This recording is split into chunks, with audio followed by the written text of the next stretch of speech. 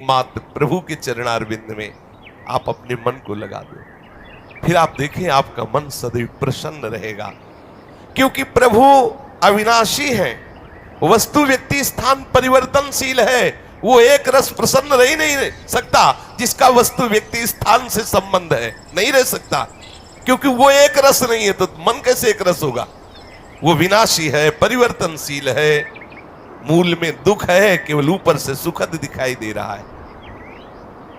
मन में अशांति, दुख, क्लेश, बंधन का कारण है किसी वस्तु व्यक्ति स्थान से अपनापन कर लेना।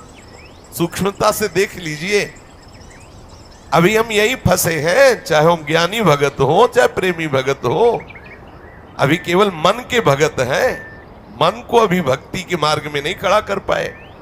किसी भी वस्तु व्यक्ति स्थान से राग न रह जाना ये वैरागी का लक्षण है। समस्त वस्तु व्यक्ति स्थान में एकमात्र सच्चिदानंद आराध्य देव को देखना ये अनुरागी का लक्षण है। हम देखें कि हम ना तो वैरागी है ना अनुरागी है, हम तो रागी है। हर वस्तु व्यक्ति स्थान से हम सुख भोगना चाहते हैं। देख लो, अगर ऐसा नहीं तो फिर मन जाएगा ही नहीं। जब तक सुख की लालसा नहीं तब तक मन जाने वाला नहीं। इसको जहां जहां सुख का मिलने का भाव है वहीं वहीं ये जाता है। जब धन, संपत्ति, स्त्री, पुत्र, नाना प्रकार की भोग सामग्री, इनमें हम अपनापन कर लेते हैं तो मन हमारा चंचल हो जाता है। सबका प्रश्न होता है, मन भजन में नहीं लगता, चंचल है। मन चंचल आपने किया है, आपको ही छोड़ना पड़ेगा।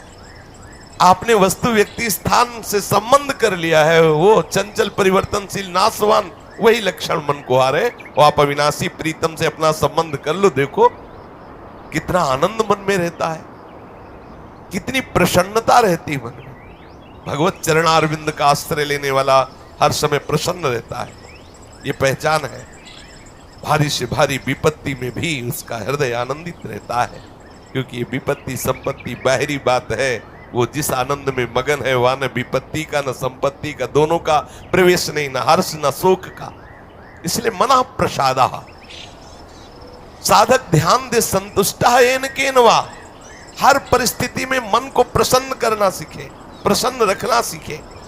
परिस्थिति में प्रसन्न तभी रह सकते हैं जब भगवत चरणारविंद का आश्रय नहीं। कभी परिस्थितियां किसी को चैन नहीं लेने देती, कभी सहयोग, कभी वियोग, कभी हर्ष, कभी शोक, कभी अनुकूल, कभी प्रतिकूल, कभी मान, कभी अपमान। इसी द्वंद्व में हम पिसते रहते हैं, तो मन कहां प्रसन्नता का अनुभव कर पाता है। मन की प्रसन्नता के लिए सांसारिक वस्तु, व्यक्ति, परिस्थिति, देश काल, घटना आदि को लेकर के हम अपनापन, अहम करके उसे ना माने। जैसे ये व्यक्ति मेरा है, ये वस्तु मेरी है, ये स्थान मेरा है, ये अमुक अमुक मेरी। अब आपका मन प्रसन्न नहीं रहेगा, जलेगा, अशांत रहेगा। अपने स्वार्थ या अभिमान को लेकर किसी का पक्षपात न करना। यदि आप अपने मन को प्रसन्न रखना चाहते हैं तो अपने स्वार्थ की पूर्ति के लिए या अभिमान की पूर्ति के लिए किसी का पक्ष न लेना। किसी का मंगल करने के लिए, किसी को आनंद प्रदान करने के लिए हम भले सलाह दे दें, लेकिन अपना अहंकार पोषण करने के लिए, अपने स्वार्थ की पूर्ति के लिए हम पक्षपात न लें। नहीं, हमारा मन प्रसन्न नहीं रह पाएगा। मन को सदा दया भाव से युक्त रखें, क्षमा भाव से युक्त रखें। दूसरों को कैसे हम सुख पहुंचावें, ऐसे मननशील बने। सदैव सुख देवे को चाव चित, सब सोहित निष्काम। सबको सुख पहुंचाऊं लेकिन किसी से सुख पाने की लालसा ना हो, मन प्रसन्न रहने लगेगा। मन में जब दूसरों के हित की भावना होती है तो प्रसन्नता का प्रादुर्भाव होता है। और सदैव मन को प्रसन्न रखने के लिए थोड़ा भोजन पाना सीखें, कम बोलना सीखें, कम सोना सीखें और सदैव भगवान नाम जपना सीखें। अखंड प्रसन्नता आ जाएगी। मानते हैं प्रारब्ध के अनुसार शरीर रोगी हो सकता है, परिस्थिति प्रतिकूल आ गई, संसार ने तुम्हारा त्याग कर दिया, लोग निंदा करते हैं, लेकिन आप प्रसन्न रहेंगे क्योंकि आपने बहुत बड़े करुणा निधान आनंद समुद्र प्रभु का आश्रय ले लिया है, उस आश्रय में जो बाधक भाव है उनका त्याग कर दीजिए। अधिक भोजन करने वाला कभी प्रसन्न नहीं रह सकता। और बड़ी विचित्र ये जिह्वा है, ऊब गए भगवान। रोज इसे पवाओ, लेकिन रोज नए नए पदार्थ, पेट बढ़ता चला जा रहा है, मांस पेशियां बढ़ती चली जा रही, कब्ज बढ़ती चली जा रही है, और जिह्वा खाते खाते बूढ़ी होने जा रही, फिर भी और खाओ और खाओ। पता नहीं कब तक खाओ खाओ खाओ। भोजन पर साधक ध्यान दे, नहीं तो आनंद का जो विषय, मन की प्रसन्नता है, वो आप नहीं धारण कर पाएंगे। बोले हित परमित भोजी, थोड़ा सरल, स्वाद रहित, स्वास्थ्य वर्धक सतोगुणी भोजन पाया जाए। स्वाद रहित भोजन बहुत आवश्यक है भजन मार्ग में, बहुत आवश्यक। ये अधिक मीठा, चटपटा, खट्टा, ये वो सब कामोत्तेजना पैदा करता है, कब्ज बनाता है, मन को चंचल करता है। कई तरह के भयानक ऐसे दोष जो हमारी साधना में हानिकारक है। पक्का समझ लीजिए, ये अनुभूत बात कहते हैं। भोजन जितना सरस होगा, भजन उतने चौपट होगा। पक्का समझ लो, ये भोजन बहुत घातक वस्तु है, बहुत घातक वस्तु है। साधक इस बात पर ध्यान दे, ये भोजन हमें मारे डाल रहा है। हमारा जीवन भगवत प्राप्ति के लिए है, और ये आज पा लिया, वो पा लिया, ये गुलाब जामुन, ये लड्डू, ये वो, बस बुद्धि में विचलता, भगवत चिंतन रहित, और नाना प्रकार की वासनात्मक खेल की कामनाएं, कल्पनाएं, ये भोजन के कारण। बहुत आवश्यक है भोजन सुधारना। भोजन नींव है परमार्थ की। जैसा खाओ अन्न वैसा बने मन। तो मन प्रसाद कैसे प्राप्त होगे, क्योंकि आपका भोजन ठीक नहीं है। बहुत सावधान, बहुत सात्विक और नियमित परमित भोजन हमें मन प्रसादा स्थिति में निश्चित प्रतिष्ठित कर देगा। दूसरा, नित्य में एकांत सेवी। उपासक को चाहिए कि कम लोगों से मिलने का स्वभाव बनाए। सत्संग सुना या गुरुजनों के पास बैठकर जो प्रश्न उत्तर हुए, बस चुपचाप एकांतवास करने का अभ्यास होना चाहिए।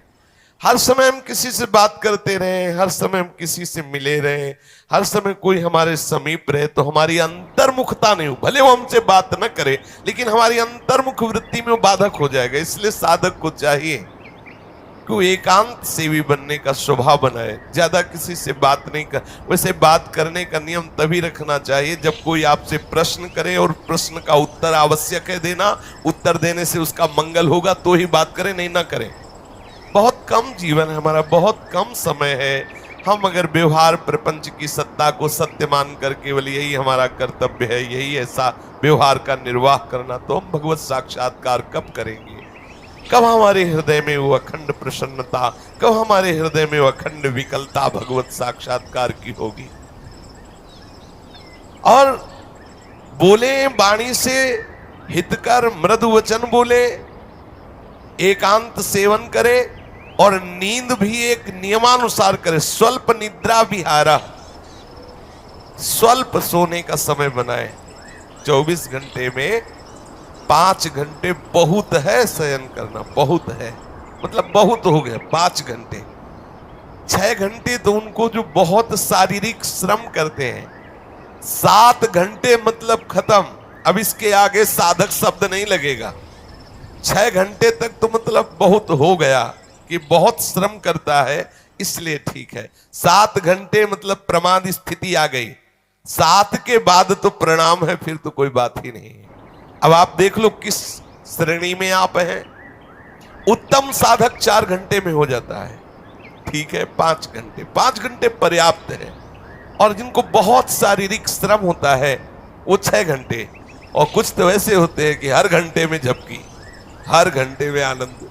हाँ, समाधि भाव को, निद्रा समाधि स्थिति, व्यास भरोसे कुंवर के सोत पाव प्रसाद। सत्संग हो रहा है, थोड़ी ढिलाई हुई, बस गए समाधि में गए। हाँ, मक्खी भन बनाए चाहे मच्छर बल बनाए चाहे महात्मा भन बनाए, कोई फर्क नहीं पड़ता। अपने निद्रा समाधि स्थिति, आओ समाधि भीतर। स्वामी हरदास जी कहते, मनी त्युत न डुलाओ, आओ समाधि आ गए। तो थोड़ा सावधान, कह रहे स्वल्प निद्रा विहार, और घूमने फिरने का भी एक नियम होना चाहिए।